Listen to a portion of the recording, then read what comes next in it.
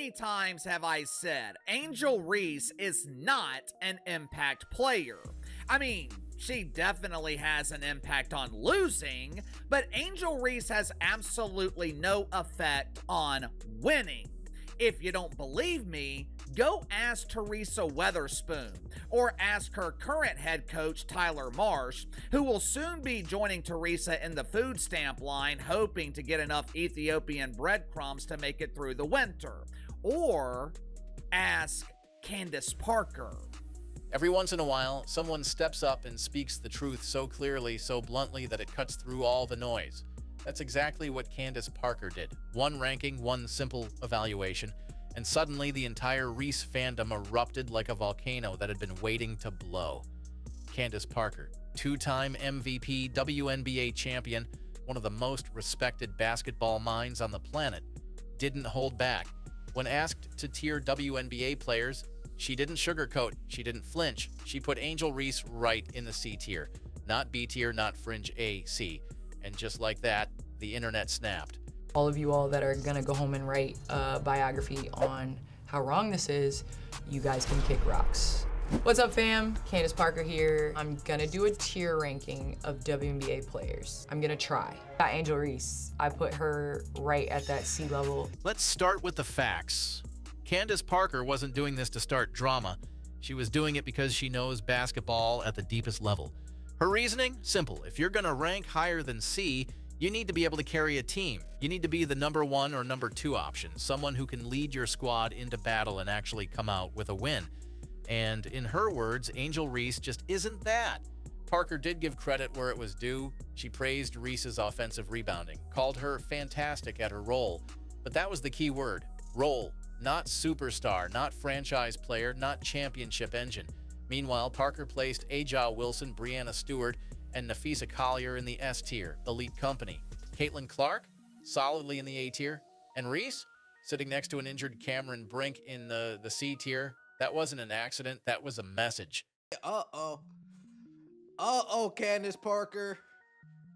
You've upset the Reese's Pieces and they're not happy about it. They're gonna be coming after you any second. Oh, they're already coming after you. Oh, snap. Oh, snap. Candace Parker asked to put certain players in a tier list. You have the S tier, you have the A tier, you have the B tier, and you have the C tier. And where Candace Parker put Angel Reese on this list and her explanation about it, it has upset a large number of the Reese's Pieces delegation. The blowback was instant. Reese fans flooded social media, accusing Candace of being a hater, disrespectful, jealous. Some even questioned her legacy. Yes, well, Candace Parker's legacy. But Candace didn't backpedal. She didn't lash out. She doubled down with class. "There's no hate on Angel Reese," she said calmly on the Good Follow podcast. "I love her. I'll never attack someone's character. This is basketball. That's how you know you're dealing with someone built for this." Parker wasn't out here throwing mud. She was laying down basketball truth, the kind that separates champions from... I think in terms of being above, you have to be able to have the ability to carry a team, be a 1 or 2 option. I think Angel Reese is fantastic at her role, which is offensive rebounding. She showed and demonstrated so much growth in that first year. I think that this is my tier. Here's where the mask starts slipping. Angel Reese's supporters love to scream about her double-double streaks. 10 games in a row, historic this, historic that, but what if those stats don't actually help your team win? Underneath the surface, there's a brutal reality. The Chicago Sky have been terrible this season, and when you dig into the numbers, something becomes crystal clear. The more Angel Reese plays, the worse the team performs. We're not talking about gut feelings or Twitter takes. We're talking about real data. When Reese logs over 30 minutes a game, the Sky's win percentage drops dramatically. The team's offense becomes stagnant, ball movement disappears, players stand around waiting for something to happen, and it doesn't. Meanwhile, in games where Reese is limited, the team actually looks functional. They move the ball, they run sets, other players contribute, and most importantly, that they win. Through nearly 2 seasons in the WNBA, the only thing Angel Reese has proven is she can't win games. Angel Reese is not an impact player. She's not someone you can rely on to carry a team to a championship. The Chicago Bravado, They cannot rely on Angel Reese to secure off-season access to the Golden Toilet. Hell, she can't even get them to the playoffs. Angel Reese does not help your team win, and this is no longer just my opinion. Candace Parker feels the same way. If there was one game that exposed the illusion, it was Chicago's disaster against the Minnesota Lynx. Angel Reese didn't just have a bad night, she imploded. 9 turnovers, -19 plus-minus reckless passes, traveling violations, sloppy footwork. Her decision-making disintegrated under the smallest amount of pressure. This wasn't a defensive masterclass by the Lynx. They barely had to try. Reese practically handed them the basketball. It got so bad that fans were cracking jokes. She almost had a triple-double, just needed one more turnover. The box score might have shown another double-double, but anyone who watched the game knew what it really was. A disaster in disguise. Woo! Chicago Sky, y'all stink, bro. Y'all, look, there's trash and then there's trash. You know what I'm saying? But look, man, the Chicago Sky got destroyed by the stud butts. Everybody watches the stud butts. Shout out to Courtney Williams and Tisha Heiderman, man. Listen, stud butts stood on business today. Nafisa Collier stood on business today. They destroyed the Chicago Sky. The craziest part? Opposing coaches saw that game and immediately started treating it like game film gold. They realized Angel Reese could be exploited, not avoided, not neutralized. Exploited. They began designing schemes specifically to force the ball into Reese's hands, knowing she'd panic, knowing she'd turn it over, and time after time, that strategy worked. Reese wasn't adapting, she was crumbling. And suddenly, all those double-double accolades started to look like window dressing for a deeply flawed game. Hey, does anyone know how that party rock song goes? Every day I'm shuffling. Do, do, do, do, do, do. Burn! I know it's construction season and all, but who called in the bulldozer? Burn! And it was this play right here when 2K realized, yup, that's our cover athlete. 2K? More like 75K. Pay her more. Burn! Watching her play got me fiending football. Said, oh no, it's picked off again. Burn! Whoa, whoa, whoa. Settle down. You're going too fast. You're going too fast. On! Hey, I got an order here. It says a hip check. Burn! Here's what makes it worse. Chicago's coaching staff has been complicit in this deception. Every time Reese fumbles through a game, they point to her double-double like it's some kind of magic shield.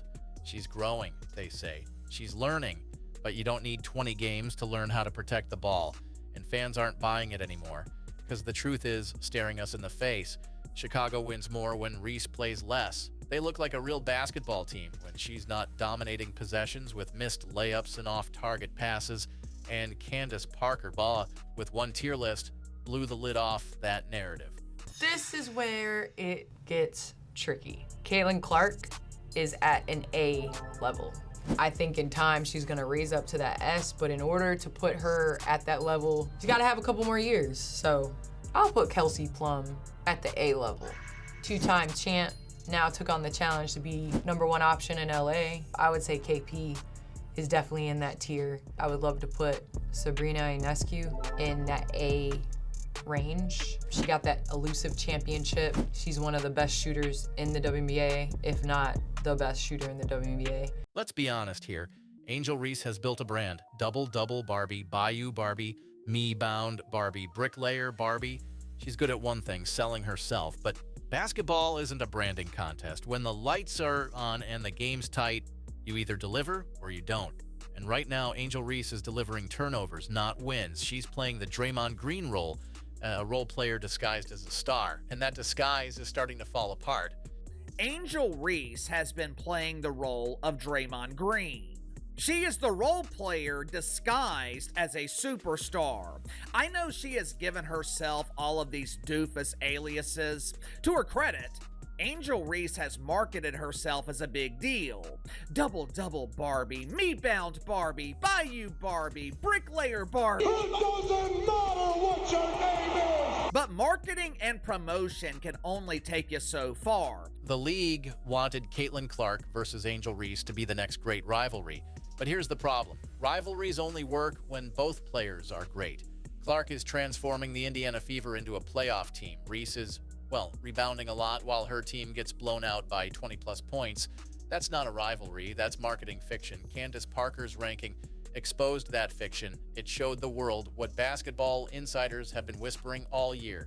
Angel Reese isn't that player. This is from last night's game. Angel Reese was back to doing Angel Reese things. Blowing layups, getting her own rebounds. They've turned her into a point forward. She had 9 turnovers last night.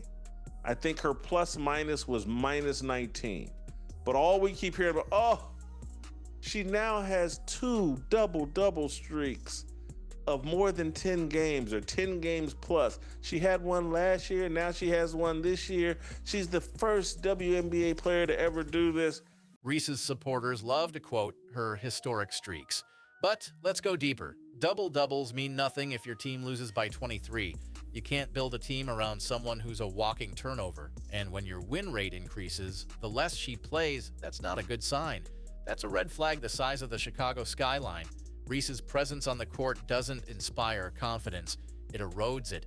Angel Reese, part 53, let's get it! We love pray-ups. Bang! I heard she wanted to dye her hair, and the stylist said, what color you want? And she said, butter pecan!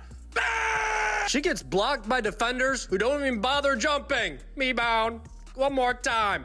Bang! She almost had a triple-double. One more turnover, and she would have had it. Bang! 9 turnovers is crazy, so is a no-look poop pass. Oh, no! Bang! Parker's honest evaluation gave analysts permission to say what they've been thinking, that Reese's game is hollow, that her impact on winning is close to 0, that stats can be manipulated but results can't. You can't fake leadership, you can't Photoshop a win, and you sure as hell can't spin 9 turnovers into greatness.